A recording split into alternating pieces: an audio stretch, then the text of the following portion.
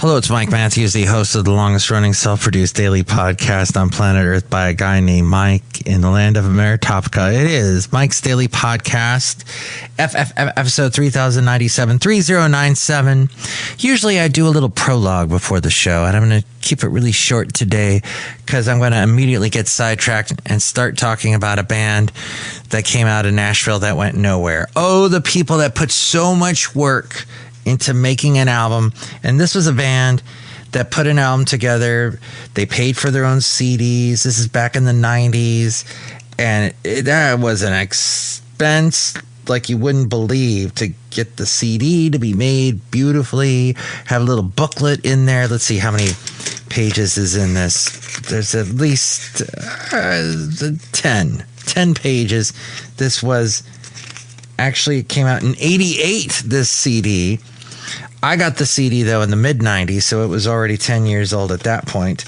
And lots of mullets on the album cover. Yeah, there was a lot of work putting into music back then. These days, if you don't want to go through all the hassle of making an actual CD or vinyl record, some people even still make cassettes, I'm told. You can just record it and upload it to SoundCloud. This podcast uploads to SoundCloud, and you're done. But it's very expensive. Back in the day, it was very, very expensive. So my point is, I want to keep my prologue short today. And there I go. I'm making it long. But the show is called, this particular episode is called Posted. And you're going to see why very soon. And I'm going to keep you posted with more information and interesting facts as we go into Café Anyway. And I open the door for you. Here we go. Café Anyway. Welcome to Café Anyway. It's Mike's Daily Podcast. It's an absolute honor to have you here at Café Anyway, somewhere in podCastro Valley, the last place on earth in the land of Ameritopica. Oh! Mike's Daily Podcast. You're seeing it in reverse, backwards, on my video. If you go to my website, mikesdailypodcast.com. And so the reason why I bring it up is I was discussing in a wonderful podcast I was doing, maybe you were concussing, but it was about, I was discussing Nashville. Mike's Daily Podcast. And that came up because I was watching Lincoln Lawyer with my lovely lady friend. Mike's and the lead actor Daily on the Netflix show, not the Podcast. not the movie, Yeah. Matthew McConaughey did, but the new TV show that came out a couple years back, and they did a new season fairly recently. I love it. It's all about Los Angeles, got all the good parts of Los Angeles, unlike what you see in the news media these days about Los Angeles. Gosh, California, man, the rest of the country just dumps on us nonstop. And you know what? Y'all gotta come here. Come on down and walk around. Hugh Hauser would tell you, walk around and see. It is an amazing, beautiful state. And you can sit there and watch that news and just let it absorb you. Listen to those negative podcasts. Watch those negative YouTubers, or worse yet, those Rumble videos. And I'm on Rumble. And I have more followers on Rumble than I do on YouTube. But all I post on Rumble is a short 1-minute video that is not even of me. It is of the audio. And there's just like a microphone with all kinds of beep, beep, beep going on in the background. It's all animated. And people will listen to those, but I've got followers, mostly they're bots, more than I do on YouTube. So just disconnect yourself. And here's today's podcast picture. From all that negative stuff. The podcast picture is, speaking of which, I was down in, next to Oakland, there is Emeryville. And if you have ever watched a Pixar movie, you have Emeryville to thank. You have California to thank, because it was right there in Emeryville where Pixar was developed and boomed and became the behemoth that it is today. Is it still a behemoth? I'm not sure. Behemoth is a Yiddish word. No, it's a Hebrew word. So not quite the same thing. But yes, I'm telling you all this because I was down in Emeryville today, took this beautiful picture, see it at mikesdailypodcast.com, of the beautiful marina there. The late great Basil the Boxer and I went there many a time, walked around. I got some great pictures with him down there. And it was beautiful, just absolutely beautiful. Everyone I came across today, so nice. Then later went down to Oakland and I saw some protesters because of the No Kings thing going on. This was on Saturday. And I talked to them and asked them, okay, I was just, I'm like, I want to know, what do you think? Who's going to be the next president? Who would you like to see replace Trump? And they were a little bit, if they had their druthers and he was way younger, it would have been Bernie Sanders. And they were older ladies that all knew each other, not because one of them said to me, they're going to tell you someone paid us $200 to stand here with our protest signs and all that. But what the word of dog is, is they did have a wonderful cute little Eskimo husky that was standing with them. And so I had to ask them, how do you guys know each other? Oh, we live in the same building. It wasn't some meetup website or some weird fringe radical left deep in the murky depths of Reddit or whatever. No, they just knew each other from this. They were living in the same building. Nicest people. And so I was like, okay, who do you think? Well, Gavin. And they're all, one of them's like, I listened to his podcast. He's interviewing all those Republican conservative people like Newt Gingrich and Charlie Kirk and all. And I haven't listened to it yet, but the other was Pete Buttigieg, as they pointed out, and Whitmer. Those were like the main three. I thought they were going to pull out some Green Party people, but no, they were into that. Whoa. So, Mike's Matthewsman part of information, of wild facts and The front such. panel will close automatically. Please remain seated at all times. So that is where we live in the beautiful Bay Area. I'm wearing a I Heart the Bay shirt. If you go and see the video, it's in reverse because I'm doing this on the Facebook Live. I can't do it on YouTube because I don't have 1,000 followers. Apparently that has to be a thing. I work with someone named Vince. He's got a YouTube channel called Vince in the Bay. And he has over 3,000 followers, mainly because he's been on YouTube for 18 years since it started. It's been on 18 years, right? Has it been on 20 yet? Well, he's been on it a long time. So we go back 18 years. Actually, one of the podcast pictures I had last week, and I had to use only pictures from my archive, my local archive. I couldn't go into the cloud because I didn't have internet connection. And that was remedied by going to the Better Business Bureau, which is very easy to go to the Better Business Bureau and complain about someone like AT&T that was not giving me any accurate updates as to what was happening. And I was just sitting there waiting for the internet to come back. I got to meet someone named Kenny on Facebook, and he was going through the same thing. In fact, I met him because I did a search of Castro Valley and internet outage and AT&T fiber, and he came up.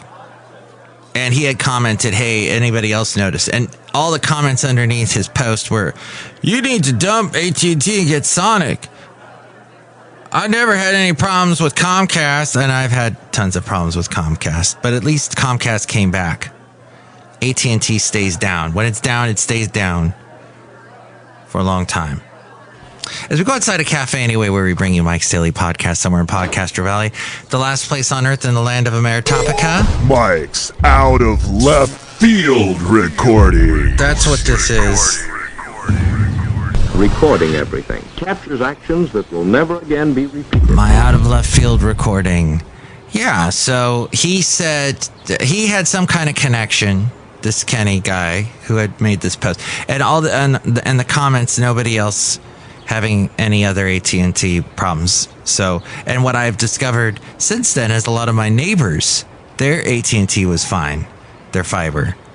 but mine wasn't. So Kenny said something like they're waiting on a part. He knew someone who knew someone that knew what it was, that had something to do with people stealing copper. That's definitely a bad thing here in the Bay Area that I don't particularly like. So that's one strike against you, California. But yeah, this could be remedied as if whoever was buying the copper was arrested, because they're basically fueling this whole economy. So I contacted the Better Business Bureau, said AT&T's taken so long, they haven't updated me. Someone from the president's office, now I don't know who that is particularly, someone named Nikki called me, and she said, we're working on it. We'll keep you updated. We'll keep you posted. Within 2 hours of her call, the internet was back. But then it went away again on Saturday. So it was up for about 2 days. It was out for almost a week, then came up for 2 days, then was out for a couple hours, but then came back immediately. We'll see what happens the rest of today. But what was going on with all of the other things we were talking about? Lincoln Lawyer, that's right. Lincoln Lawyer, the guy who plays the Lincoln Lawyer guy, is dating Tim McGraw's daughter. I think his youngest daughter. And there's quite an age disparity between the two of them. But what's interesting... And now we return you to our regularly scheduled program with Mike Matthews. I saw Tim McGraw in concert in Nashville back in 96, I think. 96, 97, somewhere in the mid-90s. And while I was there, I met someone named Chick Fidel. I don't know if... Not Chick-fil-A, Chick Fidel. Or that's what I think his name was. Chick Fidel was very cool because through him, he introduced me to the guy that sang the theme song for the Transformers TV show and later the movie. I think Stan Bush, I think is his name. Very nice guy. Stan was a nice guy. Chick, a nice guy. And then Chick told me that his son was in a band. And while we were in Nashville, I got to meet his son, who was in a band called Big Secret. And if you go to the video, you can see I'm holding this CD case, which is a fine article. A fine article. A fine object. Article. They were called Big Secret. Not Big Data, which was a big band, I think, about 10 years back. Big Secret. So they had this female lead singer, and I don't know what became of them, but his son, I think it's his son, I think both the guys in this picture have mullets, because this was the mid-90s, and that was the thing. So just found that in my CD collection. But, I hope Chick is doing well and his son, and that was a great experience. I don't know if Stan Bush is still alive. If that's the correct name. Stan Bush and the Barrage, I think, was the name of the band he may have had at one point. But this guy that had this band, Chick Fidel's son, he had some other job going on. I think he worked with computers back in the mid-90s. So people need side hustles. And that has become more than just a way to pick up some extra cash to get your... Cutting corners, corner.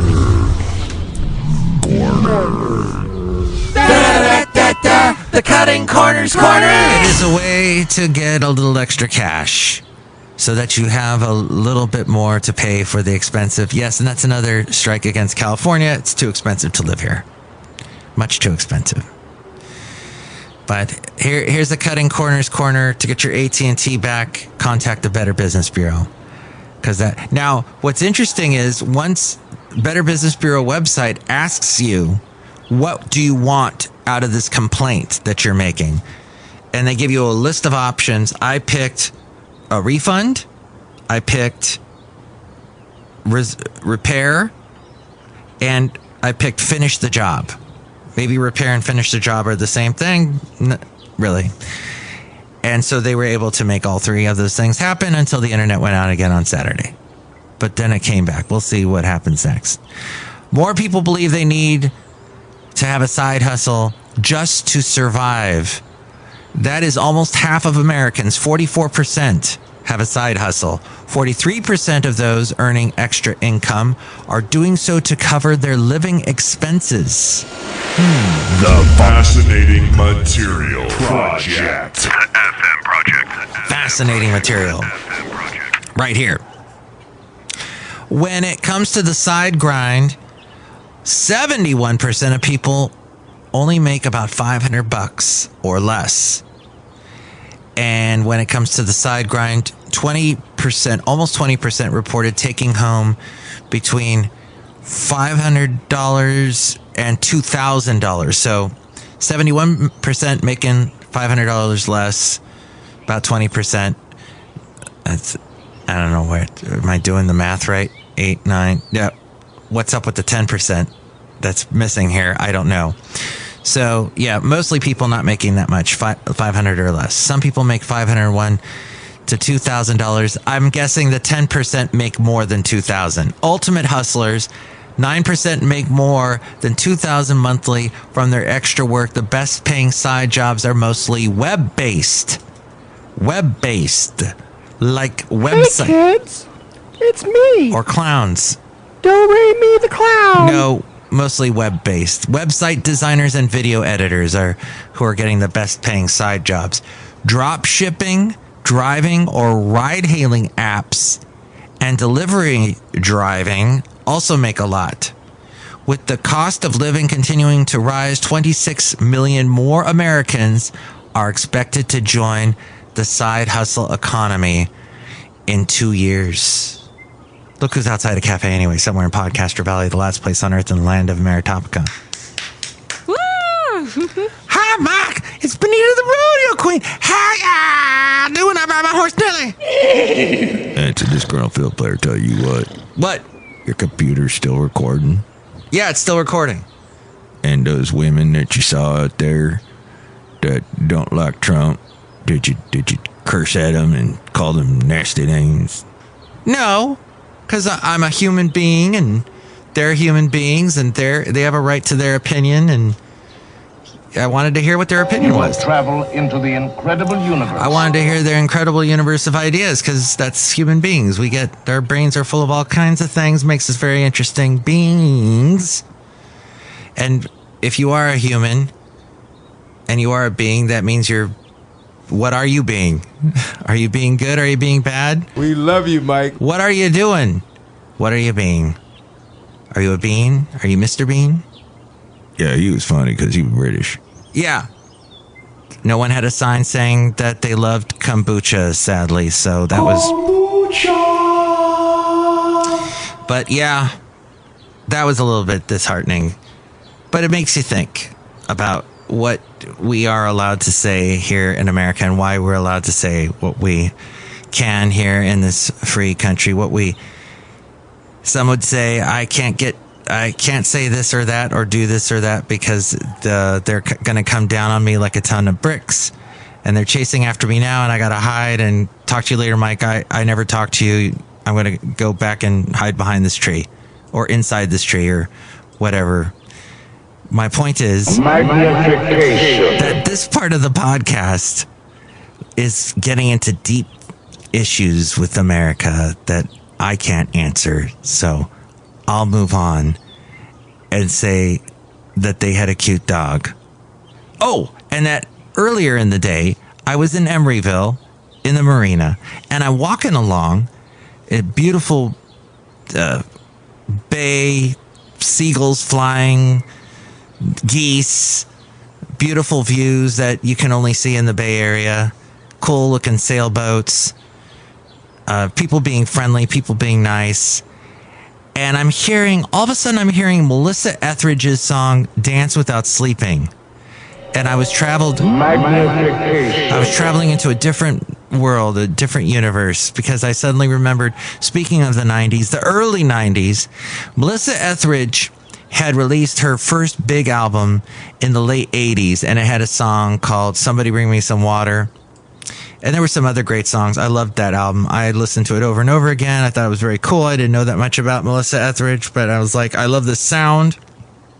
It's a little bit of rock, a little bit of folk, very lyric based. She's got a lot of emotion in her voice. In fact, the producer that found her, I don't know if it was Jimmy Iovine, but they particularly liked her because she reminded them of a female excuse me, of a female version of Bruce Springsteen, is what they said. Woo! Yeah, so, and her lyrics are very deep and thoughtful, like a Bruce Springsteen, some of Bruce Springsteen's stuff.